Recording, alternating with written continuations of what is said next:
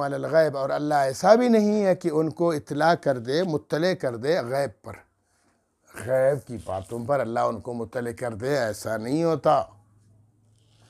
ہاں ولیکن اللہ یجتبی من رسلہ، لیکن اللہ رب العالمین منتخب فرماتے ہیں، چن لیتے ہیں۔ یجتبی کا مطلب چن لیتے ہیں، انتخاب فرماتے ہیں، چن لیتے ہیں، پسند فرماتے ہیں، من رسلہ کچھ رسولوں کو، کچھ رسولوں کو اللہ منتخب فرماتے ہیں، رسول بناتے ہیں، نبی بناتے ہیں، پھر ان پر علم غیب کے علوم بھیجتے ہیں، بہت سارے علم کے پردے ان پہ ظاہر فرما دیتے ہیں۔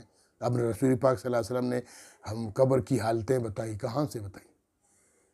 ان کو تو غیب کا علم نہیں تھا، اللہ نے وحی کے ذریعے بتا دیا۔ محشر کے میدان میں جو حالات ہوں گے وہ حالات اللہ کے رسول نے بتا دیے، کس لیے؟ اللہ نے بتا دیے۔ جنت و دوزخ کے حالات، ٹھیک ہے، یہ ساری پوری کی دنیا کے حالات جو اللہ کے رسول بتا چکے ہیں قرآن کے ذریعے یا حدیث کے ذریعے، تو اللہ پاک نے ان کو یہ علم دے دیا، اللہ پاک نے۔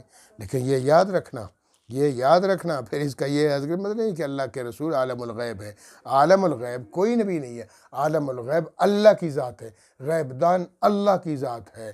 اللہ کے رسول نے اگر کبھی غیب کی کوئی خبر دی ہے تو وحی کے ذریعے دی ہے، تو وحی کے ذریعے دی ہے تو یہ ان کا کمال نہیں ہوا، یہ اللہ کا کمال ہوا، یہ اللہ کی ذات ہے نا۔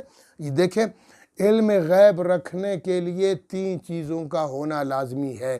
ایک یہ ہے کہ علم ذاتی ہو، تو علم تو ذاتی نہیں ہے، علم تو اللہ کا دیا ہوا ہے۔ نبی پاک کا علم بھی تو ذاتی نہیں ہے نا، اللہ کی طرف سے ہے۔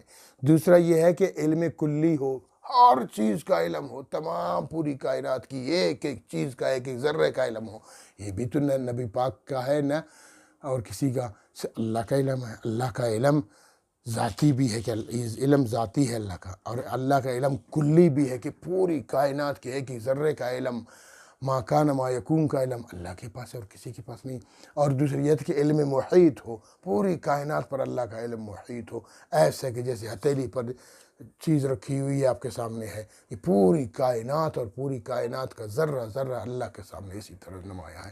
تو وہ علم کلی، علم ذاتی بھی ہو، علم کلی بھی ہو، ہر چیز کا علم ہو، اور پھر علم محیط بھی ہو انسان کا، کسی کا، تمام کائنات پر۔ تو وہ صرف اللہ کی ذات عالیہ ہے کہ اللہ کا علم ذاتی بھی ہے، اللہ کا علم کلی بھی ہے، اور اللہ کا علم پوری کائنات پہ چھایا ہوا ہے۔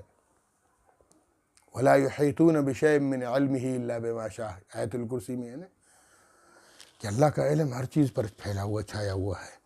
تو اللہ کے رسول کیونکہ دوسری جگہ اللہ تعالیٰ فرماتا ہے قُلْ لَا أَعْلَمُ الْغَيْبَ، میرے پیغمبر آپ کہہ دیجئے لوگوں کو کہ لا أعلم الغیب، میں غیب نہیں جانتا۔ آج کل بہت ہمارے بھائی ہیں، میں ان کو بھائی کہتا ہوں، بھائی ہیں ہمارے، جس بات میں آ کر پھر کہتے ہیں تم لوگ گستاخ ہو، اللہ کے رسول کو علم غیب نہیں مانتے ہو۔ بھائی اللہ کے رسول کو ہم عالم الغیب کیسے مانیں؟ اللہ نے خود قرآن کریم میں فرمایا کہ کل میرے پیغمبر آپ کہہ دیجئے لا عالم الغیب، میں غیب نہیں جانتا۔ اب اللہ کے رسول خود کہہ رہے ہیں، اللہ ان سے کہلوا رہے ہیں قرآن میں، تو پھر تم کون ہوتے ہو اللہ کے رسول کو عالم الغیب کہلوانے والے؟ نہیں، ایسے عقیدہ مت رکھو، گناہ ہے، شرک ہے، غلط ہے۔ ہاں تو اس لیے فرمایا کہ میں یہ بھی نہیں ہوں، ما کان اللہ وما کان اللہ لیطلعکم علی الغیب، اللہ ایسا بھی نہیں ہے کہ تم کو مطلع کر دے غیب پر، ولیکن اللہ یجتبی من رسلہ، لیکن اللہ تعالیٰ چن لیتے ہیں اپنے لیے کچھ رسول، من یشاء، جس کو اللہ چاہتے ہیں رسول بناتے ہیں، پھر ان کو کچھ علوم دے دیتے ہیں اور کچھ غیب کی خبریں بھی بتاتے ہیں۔ تو غیب کی خبریں بتانے سے، اب میں بیٹھ کے کہوں امریکہ میں ابھی یہ ہو رہا ہے، اس کا کیا مطلب ہے؟ مجھے فون آیا، کچھ اطلاع ملی نا، تو جب دیکھو اطلاع مل گئی مجھے، تو میں بتا رہا ہوں، کوئی اطلاع نہ ملے اپنے آپ سے بتا دے، اس کو علم غیب کہتے ہیں۔ اور اللہ کے رسول نے اپنے آپ سے کبھی نہیں کہا، قرآن تو کہتا ہے وما ينطق عن الهوى ان هو الا وحی یوحی، اللہ کے رسول نے تو کچھ بھی نہیں کیا اپنی جانب سے، سب کچھ اللہ نے دیا ان کو، سب کچھ اللہ نے بتایا ان کو۔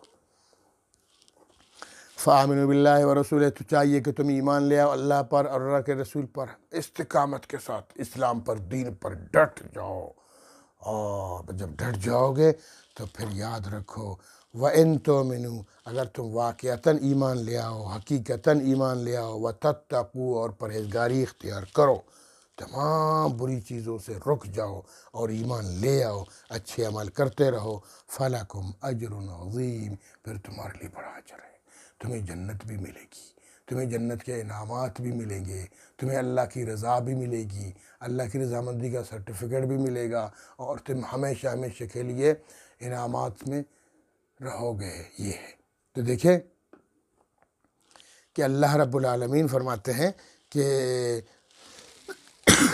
استقامت ضروری ہے، دین پر چلنا ضروری ہے۔ اگر دین پہ نہیں چلو گے، کفر کے نرغے میں آ جاؤ گے، پھر تو تباہی اور بربادی مقدر ہو جائے گی۔